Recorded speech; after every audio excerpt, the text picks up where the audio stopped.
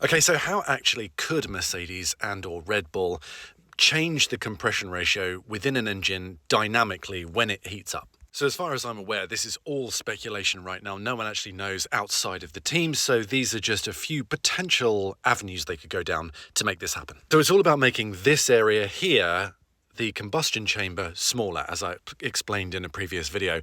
When the piston is fully extended and that area is the smallest it can possibly be, it's how do they make that even smaller at temperature? So firstly, they could have part of the walls of the combustion chamber at the cylinder head made out of a certain material that expands when it gets hot. That would therefore shrink that space to achieve that effect. Or perhaps they could have a material on the top of the piston that, again, when it gets hot, it expands, maybe domes in the middle or something, again, reducing that space at temperature. Or perhaps it's to do with the connecting rod or the crankshaft itself that expands the length, so it pushes the piston up a little bit further, again, shrinking that space. That's another way of doing it. Or quite frankly, any sort of area of the engine block itself made up of different layers of material that expands or contracts with heat or doesn't could literally shrink in any direction any part of the engine as required. Of course,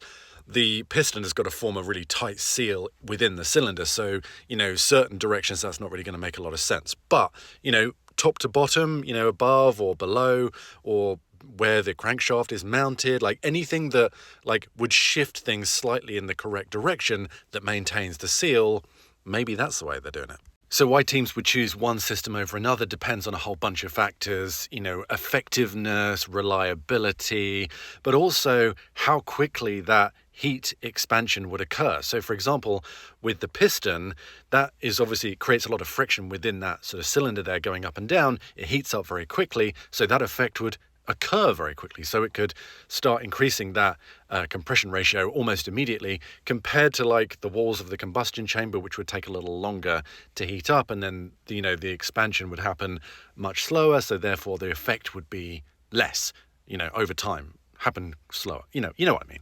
This is all complete conjecture on my part, so I'd love to hear your theories on how they would do it. It's a fascinating subject to me. Yeah, let's talk about it.